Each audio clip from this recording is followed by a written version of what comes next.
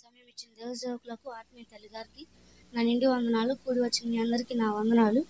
ఇప్పుడు మనం ధ్యానించబోయే అంశం ఏమిటంటే యేసయ్య శిలువలో పలికిన 4వ మాట మత్తయి 27:46 ఏలీ ఏలీ లామా సబక్తాని అను మాటకు నా దేవా నా దేవా నన్నేల చేయి విడిచితివి అని అర్థము. ఈ మాట ప్రవచన నెరవేర్పు కొరకు పలకబడినది మరియు కీర్తనాకారుడైన దావీదు రాజు గారు ఈ మాటను కీర్తన గ్రంథంలోన ముందలే తెలిపారు.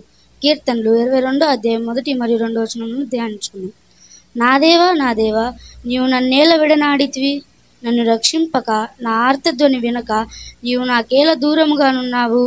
నా దేవా పగలు నేను మొరపెట్టుచున్నాను, రాత్రి వేళను నేను మౌనముగా నుండుటలేదు.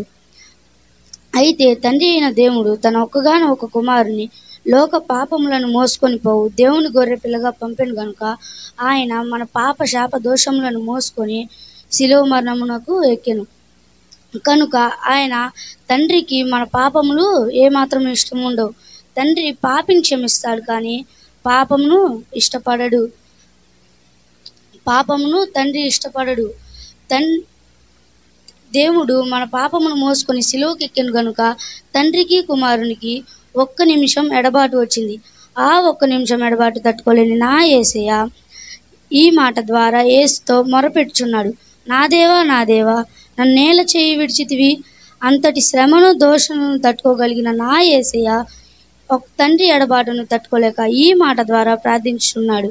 కానీ ఈ ఎడబాటు తాత్కాలికం మాత్రమే. నీవు నేను శ్రమలు వచ్చినాయని, బాధలు వచ్చినాయని, ఇబ్బందులు వచ్చినాయని ఎన్నిసార్లు దేవుని చేయి విడుస్తున్నాం? ఉద్యోగాలు, వ్యాపారాలు, చేతి పనులు అంటూ ఎన్నిసార్లు దేవుని చేయి విడుస్తున్నాం? మనం దేవుని చేయి విడుస్తున్నామా? దేవుడు మన చేయి విడుస్తున్నాడా? ఒక్కసారి ఆలోచించుకున్నాం. దేవుడు మన చేయి ఎన్నడూ విడువడు. దేవుడికి మనమంతే ఎంతో ఇష్టం. శ్రమలలో, బాధలలో, ఇబ్బందులలో తండ్రితో ఎలా విధేయత కలిగి ఉండాలో ఈ మాట ద్వారా మనం నేర్చుకోవచ్చు. అన్ని వేళలా తండ్రితో అన్యోన్య సహవాసం కలిగి ఉండాలి. తండ్రికి లోబడుచు తండ్రితో ప్రార్థించాలి. ఈ కొద్ది మాటలు దేవుడు దీవించును గాక.